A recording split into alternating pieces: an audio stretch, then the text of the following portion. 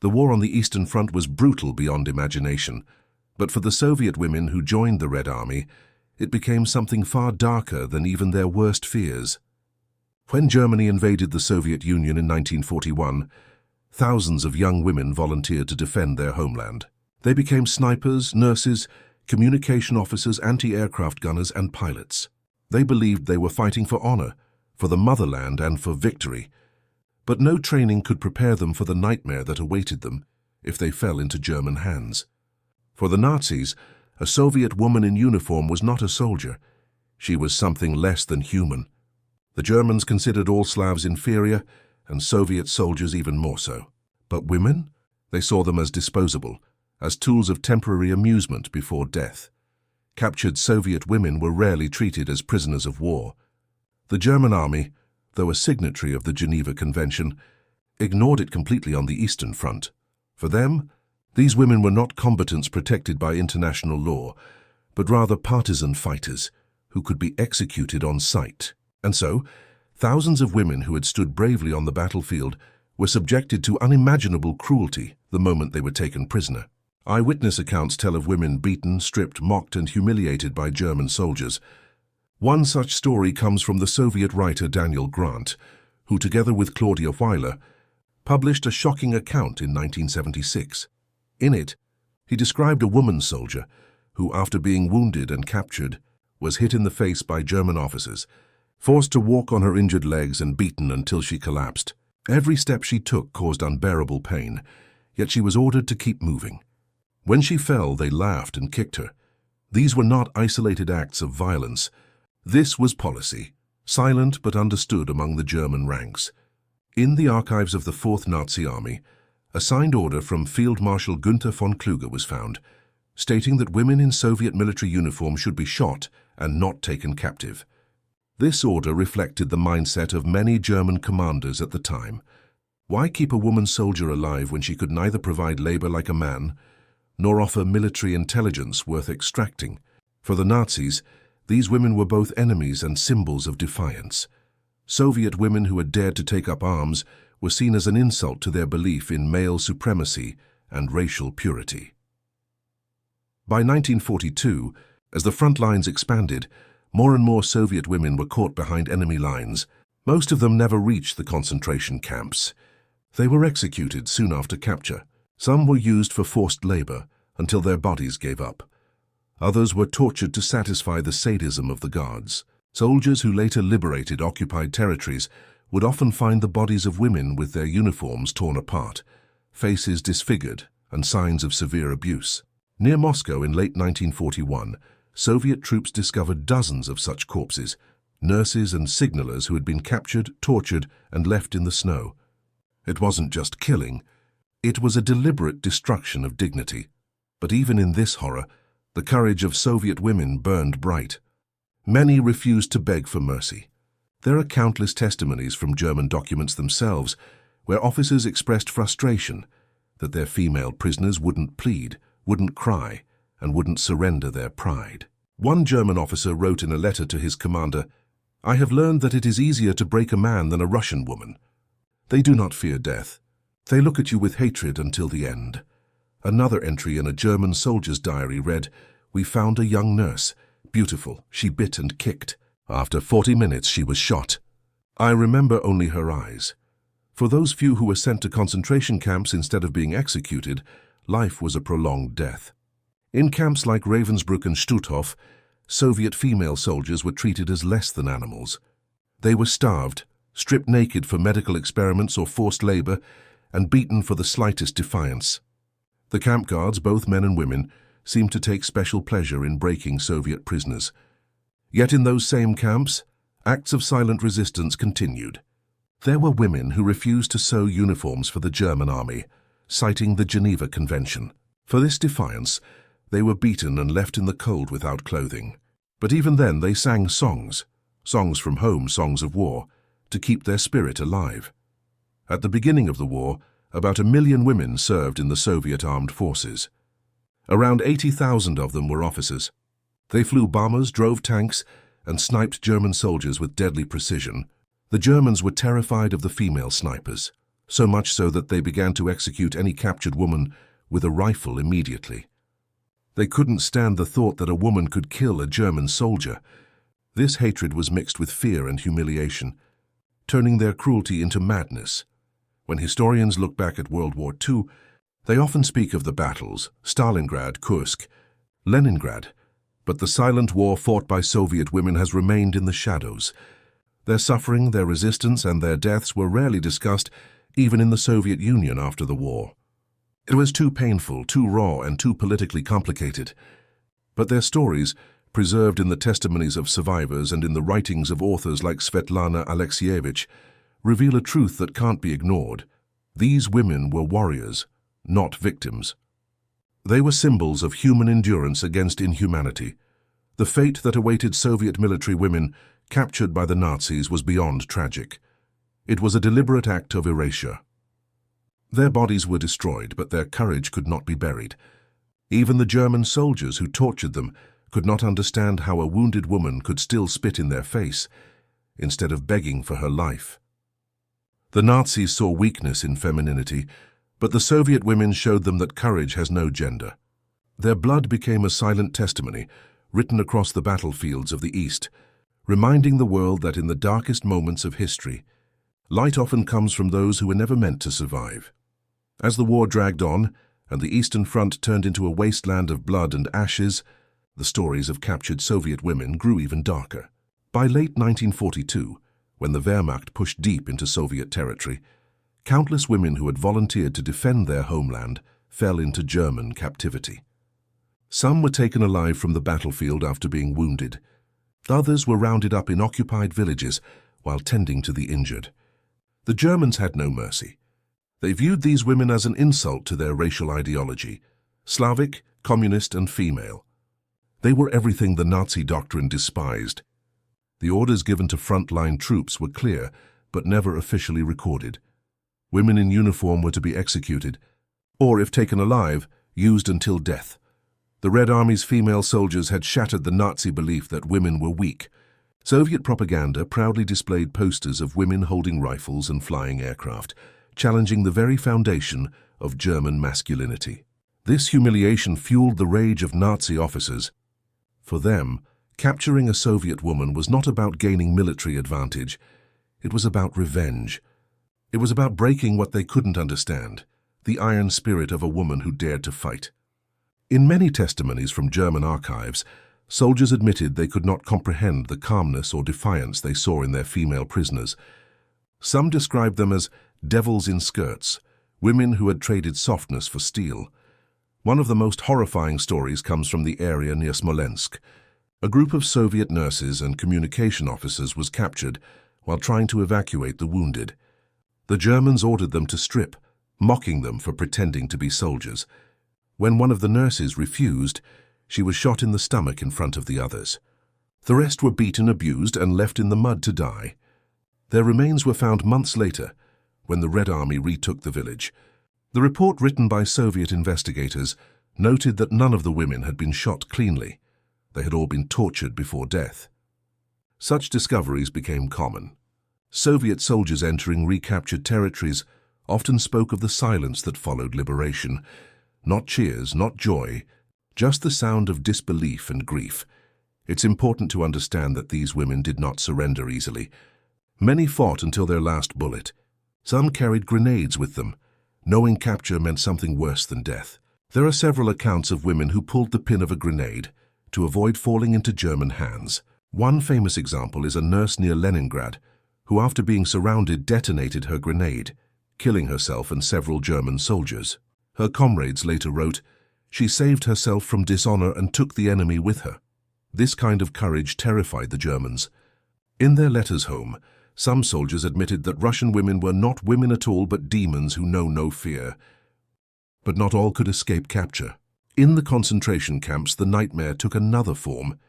At Ravensbrück, the only major camp built specifically for women, over 130,000 prisoners passed through its gates, among them Soviet nurses, radio operators, and anti-aircraft gunners. They were starved, beaten, and subjected to medical experiments. Many were forced to test new drugs or endure surgeries without anesthesia. For Soviet women, the treatment was especially cruel. The SS guards called them Stalin's whores and made them stand naked for inspection in freezing weather. If they showed resistance, they were sent to hard labor or to the gas chambers. Yet even in that hell, some of them held on to their humanity. Prisoners later recalled how Soviet women shared their bread, treated the sick, and even sang quiet songs at night. In one recorded incident from 1943, a group of Soviet nurses refused to sew German uniforms, quoting the Geneva Convention and saying that military prisoners could not be forced into war production. The SS guards responded by stripping them of their clothes and forcing them to march in the snow for hours. The women began to sing Soviet war songs as they walked, their voices trembling in the cold. Soon prisoners from other barracks came out to watch, clapping and crying. The camp commandant, shocked by the scene, ordered the punishment to stop. That day the women had won, not freedom but dignity. Their defiance showed that even in captivity, they still carried the pride of a soldier. The cruelty wasn't just physical, it was psychological. German doctors conducted so-called medical procedures on female prisoners, injecting them with infections to test antibiotics or removing organs for study. Some were sterilized against their will. The Nazis believed they could turn these women into experiments that served science, but all they did was prove how deep human evil could go. In many ways, these women became symbols of the ultimate sacrifice, not just fighting the enemy with weapons, but enduring suffering that no one could imagine. Svetlana Alexievich, the Belarusian writer who later won the Nobel Prize, collected dozens of testimonies from surviving Soviet women in her book, The War Has Not a Woman's Face. Many couldn't even speak of their experiences for decades. They said that when they returned home after the war, people didn't look at them as heroes. They were seen as broken, as reminders of pain. Some were accused of being dishonored because of their time in captivity. They had fought for their country, suffered for it, but when peace came, silence greeted them instead of gratitude. One woman told Alexievich, "It was easier to face death than to face my own people after what I endured." The tragedy of Soviet women in German captivity is not just a story about cruelty. It is a story about endurance. It shows how strength can exist in the most fragile forms. These women didn't have guns or tanks in the camps, but they had courage. They couldn't fight with weapons, so they fought with willpower, refusing to bow, refusing to forget who they were. The Nazis could destroy their bodies, but they couldn't erase their humanity. That quiet resistance became one of the most powerful testaments of World War II, a story buried under the ruins of history, but still burning in memory. By 1943, as the tide of war began to turn against the Germans, their desperation only deepened the cruelty inflicted upon Soviet prisoners, especially the women. Every defeat on the battlefield seemed to bring more rage into the camps and occupied zones. German soldiers who once believed in swift victory now faced endless resistance, and they took out their anger on those least able to defend themselves. The treatment of captured Soviet women grew even worse. In the eyes of Nazi officers, these women symbolized the Red Army's stubborn defiance, and their humiliation became a way to reclaim the illusion of power that the German forces were quickly losing. Reports from that period describe acts of savagery that seem beyond human understanding. In one documented case, near the city of Melitopol, a car carrying 2 wounded Soviet soldiers and a nurse was stopped by German troops. The men were shot immediately. The nurse was dragged into a nearby field. Villagers later testified that the soldiers laughed as they assaulted her before shooting her in the head. Her body was found later by local peasants, her Red Cross armband still visible, a silent reminder of her attempt to save lives even as she lost her own. This was not an isolated event. Dozens of similar incidents were recorded by Soviet investigators after liberation, showing that such atrocities were committed systematically across the front. For the Germans, Soviet women in uniform were enemies unworthy of compassion. A captured nurse or radio operator was not treated as a prisoner of war but as a partisan, subject to immediate execution. Still, many women who were taken alive found themselves transported to concentration camps like Ravensbrück, Auschwitz, or Stutthof, where their suffering continued in new forms. In Stutthof, A Soviet major who had been captured in 1944 was reportedly forced to undress for photographs, mocked by SS officers, and laughed at for her military rank. When she spat in the face of one of her tormentors, she was thrown alive into the crematorium furnace. The brutality was not only physical, it was an attempt to erase the identity of these women, to destroy their pride as soldiers. Yet, despite everything, many refused to lose that pride. In the freezing barracks of the camps, Soviet women clung to small acts of resistance. They shared scraps of food, whispered to each other in their language, and prayed quietly for victory. One survivor recalled that at night, when the guards were gone, they would talk about their homes, their comrades, and their dreams of returning. "We had nothing," she said, "but we had memory, and memory kept us alive." Even when facing execution, some of them sang Soviet songs. One SS guard later admitted during interrogation that it was the singing that disturbed him the most, not their silence, but their courage. Inside Ravensbrück, over 130,000 women passed through the camp during the war years, and 92,000 of them never came out alive. Among them were hundreds of Soviet nurses and snipers captured on the front lines. They were often placed in the harshest work details, given less food and beaten for any mistake. Many were subjected to medical experiments designed to test new drugs or simulate battlefield injuries. Doctors would deliberately infect wounds or perform surgeries without anesthesia. Survivors said the only thing worse than the pain was the knowledge that others would suffer the same fate after them. The SS women who ran the camp, such as Dorothea Binz and Ilse Koch, became infamous for their sadism. They took pleasure in tormenting the Soviet prisoners, calling them animals from the East. Still, even in that darkness, moments of human decency appeared, though rarely.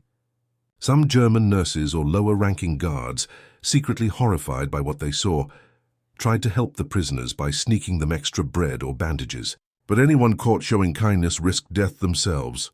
The machinery of the Nazi system was built on fear. Fear of disobedience, fear of conscience.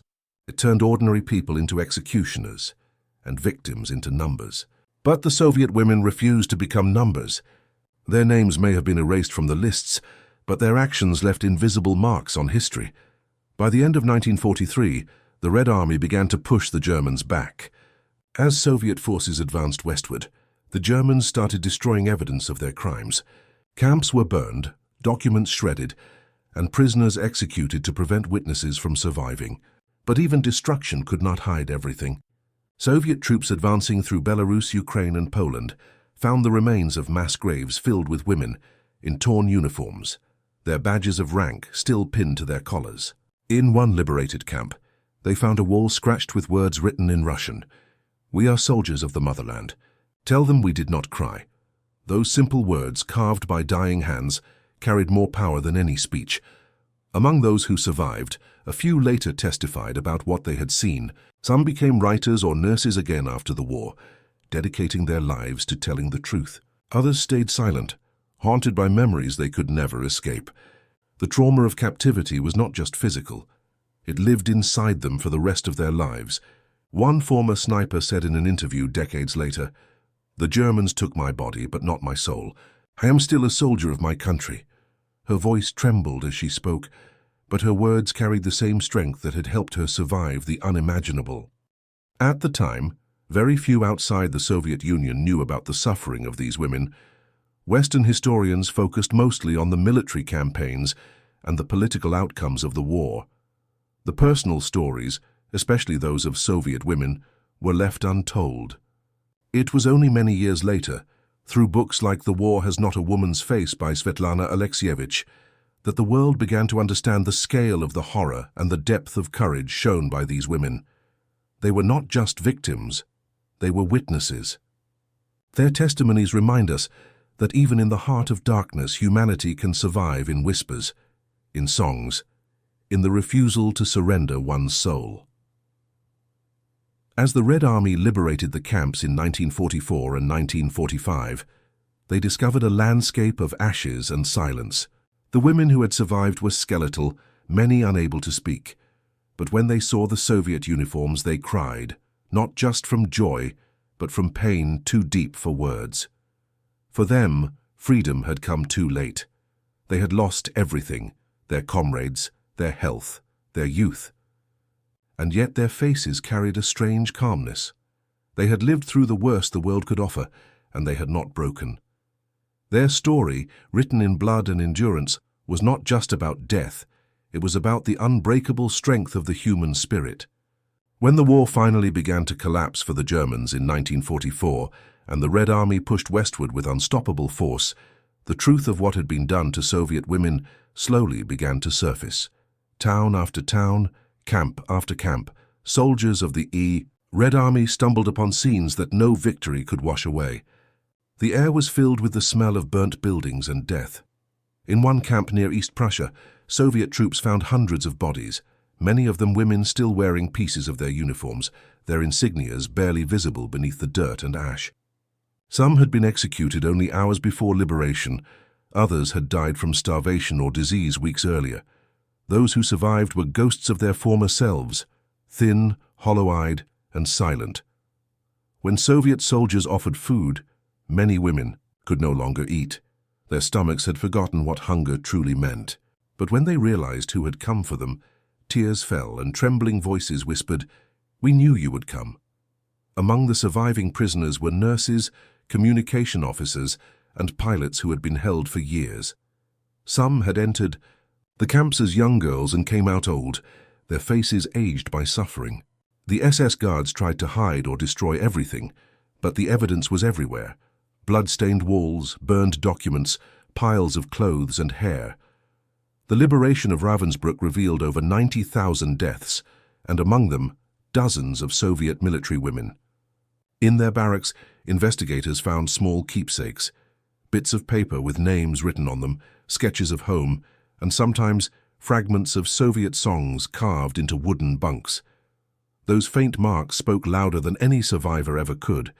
By the time the war ended in 1945, more than 1 million Soviet women had served their country in uniform, but the exact number who perished in captivity remains unknown.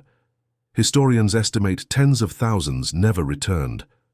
Many were executed. Immediately others died under torture, and countless more vanished without trace. Their records were lost, their graves unmarked. And yet their sacrifice was not in vain.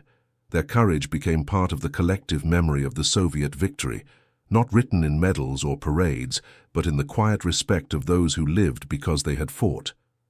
When some of these women finally came home, the welcome they received was far from what they deserved. The Soviet Union, focused on rebuilding and glorifying victory, had no space for stories of humiliation and pain. Many returning women were interrogated by the NKVD, suspected of collaboration simply because they had been captured. They were told to keep silent, to forget. Some hid their scars beneath long sleeves and never spoke again. Others buried their memories deep inside, living ordinary lives with extraordinary pain.